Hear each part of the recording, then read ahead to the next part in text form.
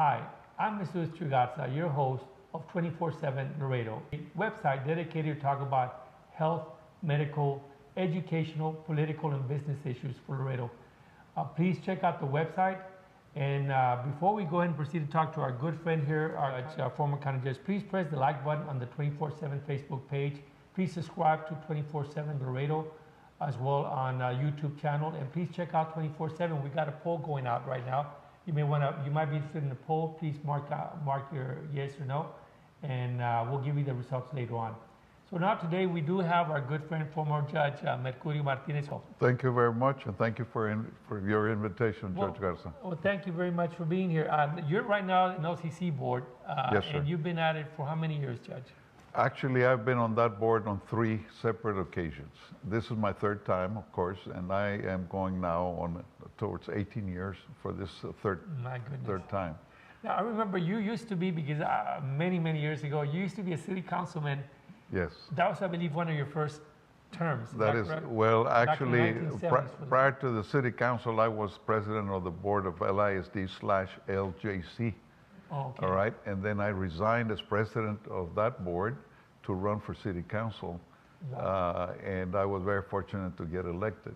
Right. And it was during the term, that first year and a half that I was a member of the city council, that I got approached to serve as regional administrator of Small Business Administration in Dallas under then President Jimmy Carter.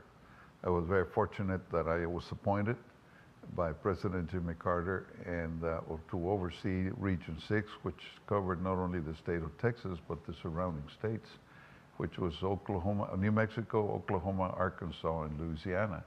And I had a budget of $2 billion. My goodness. That's when I was very fortunate enough to meet then Governor Bill Clinton, Wow. who was the governor of the state of Arkansas. And I ended up sharing the stage on 2 separate occasions under then Governor Clinton. My goodness. So He ended up naming me Arkansas Traveler at that time, signed by the Secretary of State, he had the name, if you will recall, the British are coming, Yes. Paul Revere. Believe it or not, that was the individual whose name was the Secretary of State of Arkansas, Paul Revere. Wow. And I was not aware of that until Hillary Clinton brought it to my attention. It's unusual and I'm very fortunate I still have that on display at my ranch. You know, Judge, you've had over 40 years of public service, and along with that, you've also had 40 years of experience being a businessman and being familiar with oil and gas, and really being an astute political observer about politics here in Laredo. You've known people come and go, but you've always had that steady hand in terms of running for office. Coming back to the issue, because you are a rancher. Yes, I am. And you've owned all your life, you've been a rancher, so you're familiar with the oil and gas business in Laredo. We've seen it come up and down, and natural gas, for whatever reason, has not been as profitable. How do you see the market nowadays when it comes to oil and gas? Well, first let me give you a brief history, if I may. We were very fortunate during the 60s and 70s and even up to the early 80s. Between Webb County and Zapata County, between these 2 counties, a little shy of 20% of the total production in natural gas was produced by these 2 counties alone. So we have a tremendous amount of production. Zapata especially has been known as one of the top 5. Yes, that is correct. At one time, it was Zapata #1, and at other times, Webb County. So it was 1 and 2 for all of these number of years. And we were very fortunate that was the case then. Then, of course, the Eagle Ford Shale was discovered. And the Eagle Ford Shale is a new technology that the gentleman who was a wildcatter took him about 13 years to finally develop the actual drilling. And the actual drilling is done horizontally. Right. All right, you drill vertically first, and as you get closer to the shale that you want to drill, then the technology is such that at that depth, which is roughly 1.5 miles deep, then they were able to get the drilling to start going sideways horizontal But wise. back then it was illegal. Now it's Now, now of course, it's that legal and technology is it's allowed and so on and gas. very much so. How do you see the market, at least the next 6 to 8 months in terms of Webb County? It's starting to improve. We're very fortunate enough. The price of, even though gradually the price of, and in this case of oil is dipping down. However, there's still strong demand for all of this activity. And gradually, many of these oil and gas companies are starting to drilling again. Right now, the emphasis is in the Permian Basin. That's right. However, we are seeing some activity in the Eagle Ford Shale. So these companies are beginning to go to the landowners again and consider buying the leases and possibly starting to. That is correct. That is correct. Explore their potential. I hope the day will come. Let me make this observation. The Eagle Ford Shale, which of course about 3 years ago, the production reached and exceeded 1 billion barrels of oil. This is roughly about 3 years ago. Well, according to all the studies that have been done, okay, the Eagle Ford Shale goes into the northern part of Mexico. And on that northern part of Mexico, which is now identified as Burgos on the Mexico side, all of these studies say that it is 7 times greater than the Eagle Ford Shale.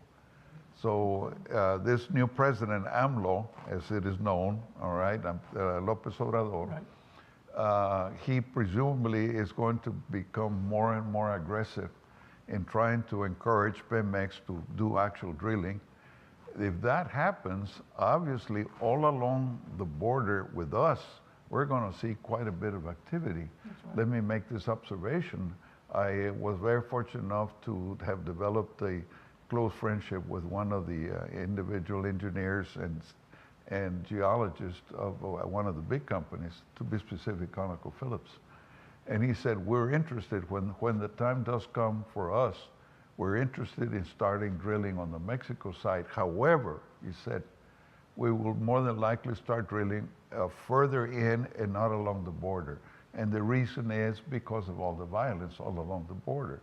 But once we are able to develop a little bit more friendliness and have confidence in the government that they'll be protected. Yes, and then gradually we will end up going towards the border on the Mexico side. How do you see the gas production? Do you see the prices going up or the gas production here? At the present time, it looks like it will remain the same. If anything, it might drop a little bit, but not to a large degree. Okay. Yes, we still have quite a bit of production. So everything then is focused on oil production at the present time. Gas. The beauty about it in this case is that this oil is sweet crude versus sour crude. Yes. There's a big difference in the processing of sour crude. You have to go through a tremendous amount of refinement, if I may call it that, in order to make it either gasoline or some of the other byproducts within that. Because of sweet crude, the actual cost is considerably less. For a while, Venezuela, all right, was a major producer. However, Venezuela was a producer of sour crude. Yes. And many of these refineries that are now here were actually processing sour crude. Then when this sweet crude became available, they had to reprogram or redo some of that. You have to reprogram in order to process at considerably far less expense than it used to be on the processing of sour crude. So you see, Permian Basin right now is definitely at a growth. It is. Right now, Permian Basin is at its peak. And there's some activity going on in Cotulla and Dilley and other areas. Well, that is part of the Eagle Ford Shale. Eagle Ford. And at one point, it'll start picking up somehow in Webb County. It is, without question, that is going to have to pick up again. Would there be a collateral effect on businesses in Webb County? Do you see, or is the business climate in Webb County good right now? It is, and to a large extent, we have to acknowledge NAFTA, the North American Free Trade Agreement. I hope that Trump President Trump does not come through with his promise of deleting or eliminating NAFTA, I can understand there's a need for modification, sure, okay? It's been 20 years. It's been 20 years, so there's Right. there has to be some modification to the treaty, but certainly not to delete rid or of it, eliminate, get rid of it. Keep in mind that we have now become the number 2 Yes, and I'd like to, international port in the entire country. Exactly, and that's what I wanted now. That takes us to the next point, and that is you mentioned earlier, before the cameras were on, that now Laredo is one of the biggest, if not the biggest, Yes. inland port. We're the number 1 as an inland port or land port, and we are the number 2. We have now surpassed JFK, which is New York. So you're talking about Miami, San Diego, Los Angeles. You're talking about all the major. All of hubs. those major, including Houston, which is a seaport. Right. Okay, and let me give you one of the reasons why, in my opinion, that's why we continue to grow. All right, the port of Lázaro Cárdenas. The port of Lázaro Cárdenas, in Mexico, is by nature is very, very deep seaport. It is so deep, okay, that it is able to handle the largest container ships of the world, 7th generation container ships. Believe it or not, these container ships bring in 14,500 containers in one ship. Incredible. That much. And for these container ships, when they unload in Long Beach, the stevedores, which is the unions, they charge $600 per container to unload it from the ship onto their land port. The case in the port of Lázaro Cárdenas, they charge $200. So if you're the captain of that ship, all right, even if it takes you let's say 2 more days to come and unload in the port of Lázaro Cárdenas, you are saving $400 per container times 14,500. You're looking at over $5 million in savings. You get a percentage of that savings. You're the captain. Where do you think you're going to? You're going to go to Mexico. Exactly. You're going to go to Mexico. And that is one of the reasons why Laredo has now continues. Even during the period of time when there was an economic downturn in our, a few years back, Laredo never had any negative numbers. No. And what I'd like to do at this point, Judge, I'd like to talk to you about your other work that you did as a public servant. So what I'll do is I'm going to take a short break and then come back with you and continue our discussion with former County Judge Mercurio Martinez. Thank you.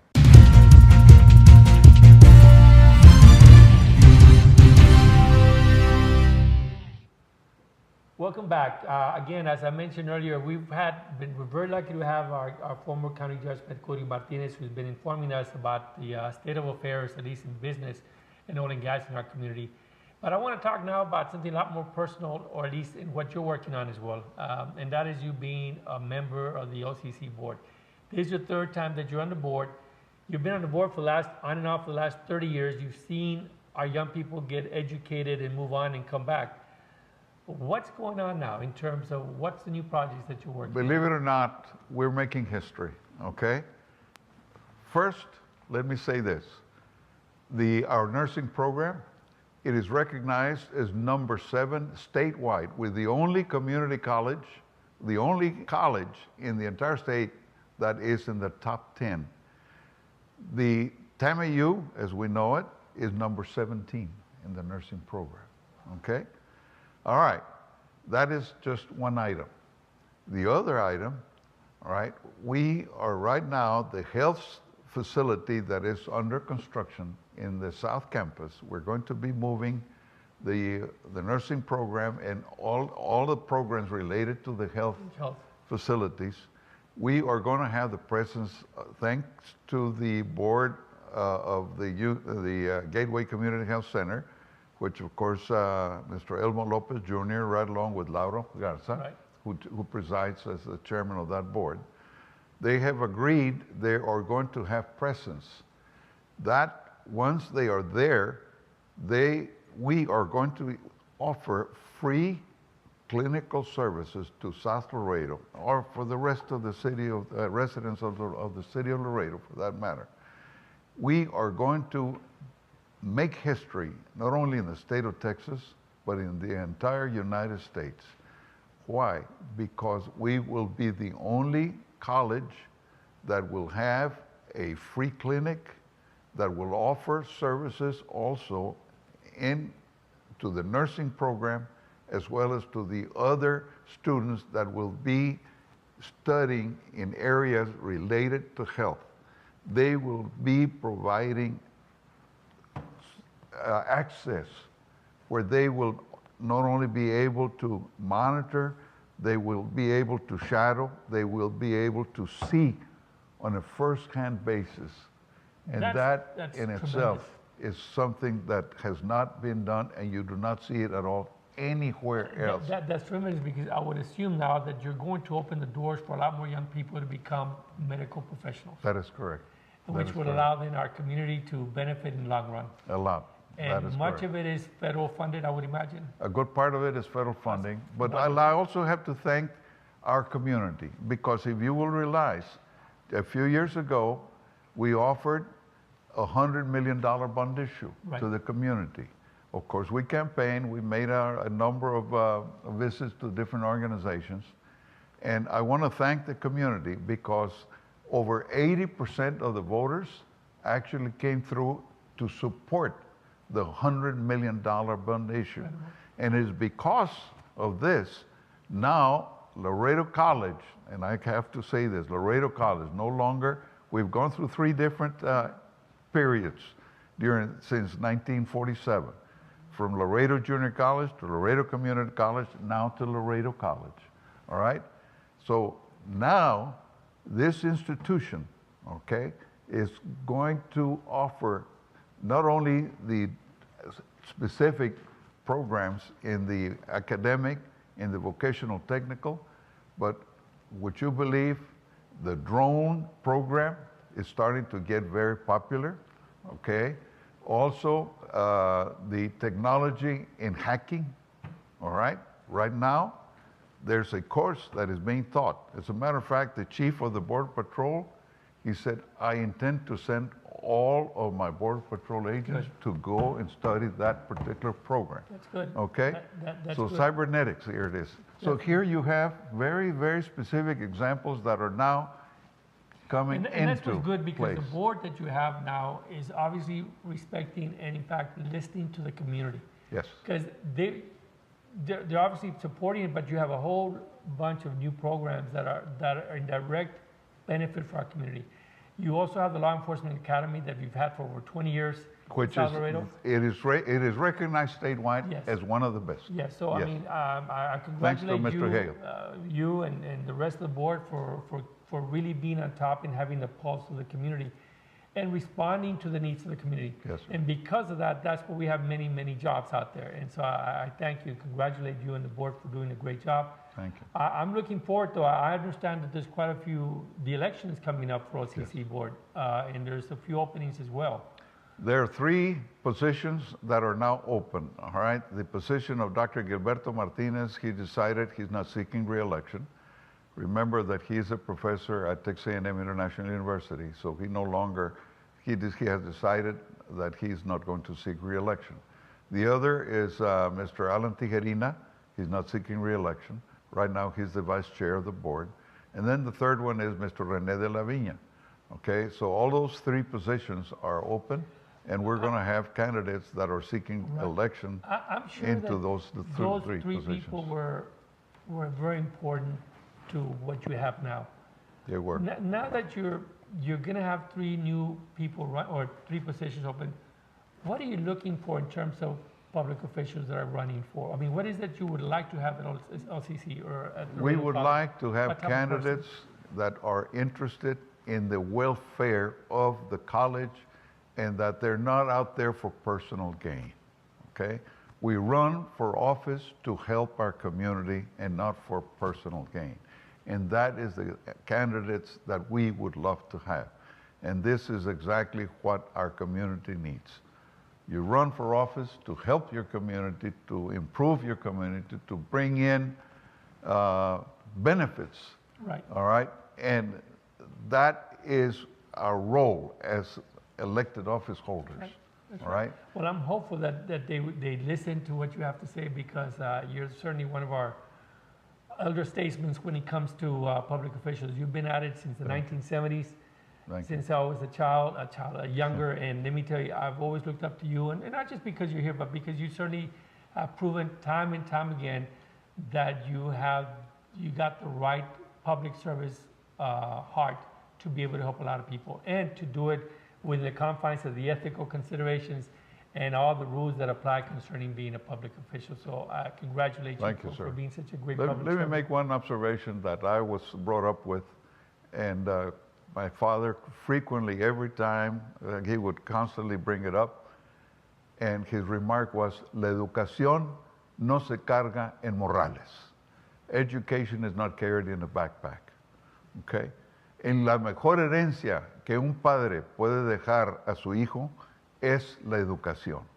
And that's why we are very much involved in helping our community, educating our community, building up that foundation, building up that base. The more individual citizens we have in our community that have the education, which is the foundation, the better our community will be in the future. And that's what we are interested in. Very well said, Judge. I guess in closing, I want to thank you again for being here. You again have continued to be a great public servant, and I look forward to seeing you many more times, Judge. Thank you, sir. And on behalf of the 24/7 Laredo community, I want to thank you for being here.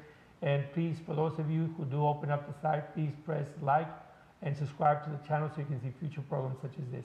Thank you again. Thank you. Judge. Good seeing you. Thank you, sir. Yes, sir.